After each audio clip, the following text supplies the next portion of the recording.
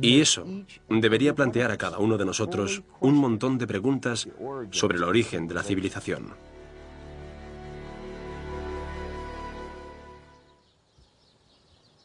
¿Dejó una civilización perdida en el tiempo sus huellas en varios lugares del mundo?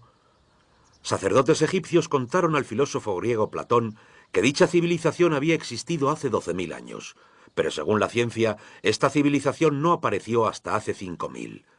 ¿Podría haber aparecido antes?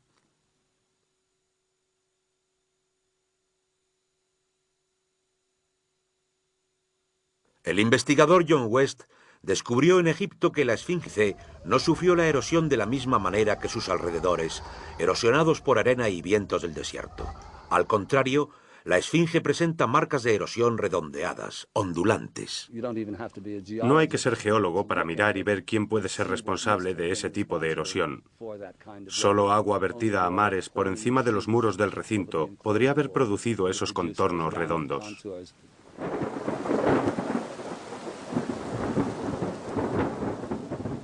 ¿Agua en el desierto del Sáhara? No en la época de los faraones. Para ello hay que retroceder hasta el final de la era glacial, unos 10.500 años antes de Cristo. Miles de años antes de que existiera algún faraón. Pero, ¿por qué tiene entonces la Esfinge cabeza de faraón? La cabeza es desproporcionadamente pequeña.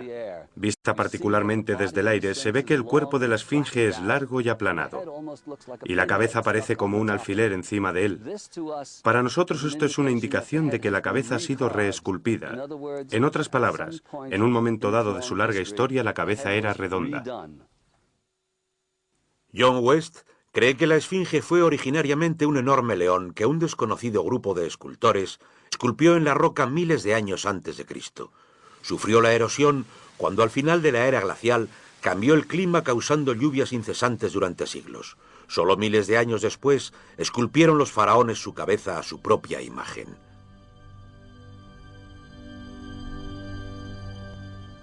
¿Es la Esfinge 2 veces más antigua de lo que pensábamos hasta ahora? Los egiptólogos ridiculizan esta teoría, pero los geólogos se limitan a decir que los hechos están ahí. Más extraño aún, según Robert Bauval, las pruebas astronómicas sugieren que las pirámides de Gizeh parecen todas ellas apuntar a esta increíble antigüedad. El trazado de Gizeh coincide misteriosamente con la posición de Orión en el año 10.500 a.C., cuando la Esfinge parecía un león, su propia imagen en los cielos. Cuando Orión empezó una lenta ascendencia a través de las épocas señalando una nueva era.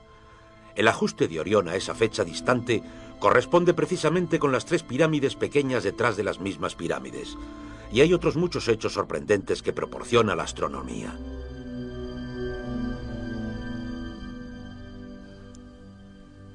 Esto coincide exactamente con las ideas que se han venido desarrollando en el análisis geológico de la Esfinge.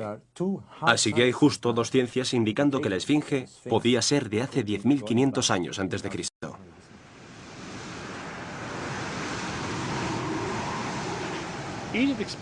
Egipto sufrió importantes y dramáticos cambios al final de la era glacial, particularmente alrededor del 10.500 a.C., cuando unas inmensas e increíbles inundaciones cubrieron toda la llanura.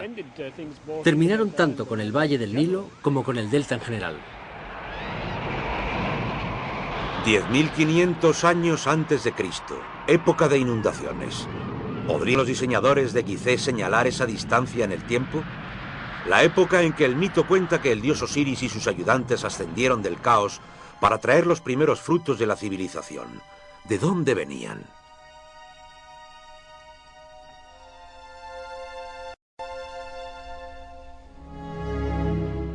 Un dios que era similar al señor del antiguo Tiwanaku en Bolivia. Aquí está el misterio de la ciudad de Tiwanaku, el dios al que veneraban. Alto, barbudo, descrito como blanco. Viracocha surgió de los tiempos del caos y de la destrucción a través de las aguas para traer algún tipo de renovación a la raza humana. El dios blanco Viracocha. En México se le llama Quetzalcóatl que vino con otros para traer los primeros frutos del conocimiento. Su imagen está por todo Teotihuacán.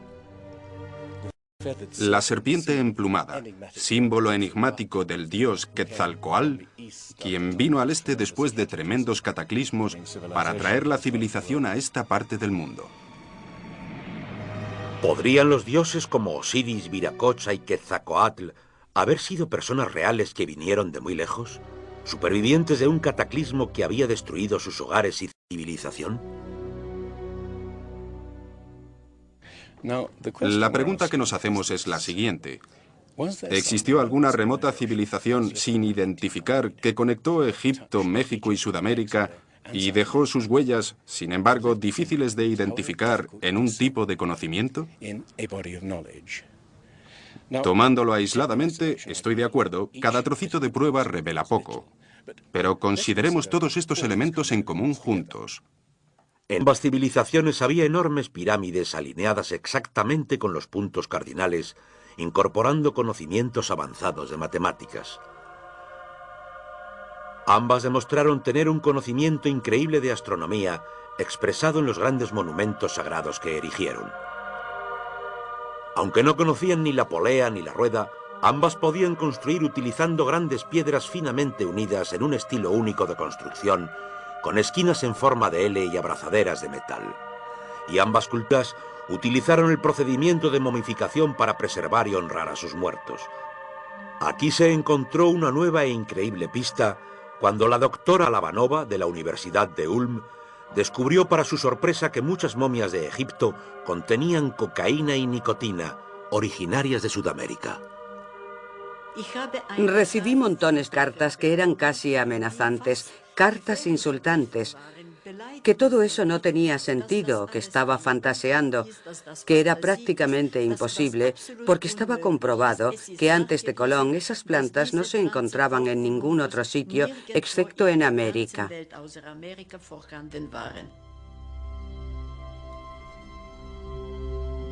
Pero su investigación se repitió en cientos de momias y pudo comprobarse sin ninguna duda. Pudieron en verdad en un pasado lejano cruzar los mares e influir en las culturas de ambos lados del Atlántico. La idea es incluso sugerente por lo que no está aquí. México, antigua cultura de los mayas.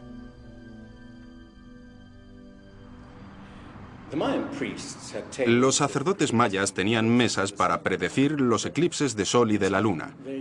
Pero hay algo muy raro sobre los mayas. Nunca comprendieron el principio básico de la rueda. Fueron capaces de visualizar la eternidad como ninguna otra cultura anterior. Pudieron pensar en millones de años y sin embargo nunca aprendieron a pesar un saco de grano. Sofisticada civilización que al final murió porque no supieron desarrollar métodos agrícolas sencillos para poder alimentar a sus propias gentes. Lo que estoy sugiriendo ¿es posible que sencillamente heredaran una parte específica de sus conocimientos de una civilización más antigua y sabia? Conexiones. A veces las pruebas están ahí para que las veamos todos. El antiguo Olmes en México les puso a sus gobernantes la cara de un africano. ¿Y qué me dices de esto esculpido por estos mismos Olmes? Es genéticamente imposible para los indios tener barba. Y tienes esta cara de un blanco caucasiano esculpida hace 2000 años antes de que los españoles llegaran por primera vez al Nuevo Mundo.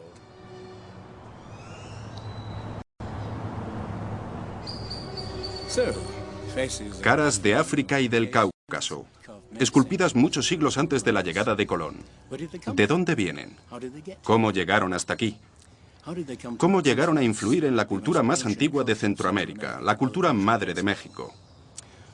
Todo lo que los arqueólogos saben es que de repente aparecieron, completamente evolucionados, alrededor de 1500 años antes de Cristo, sin señales de desconexión en el desarrollo.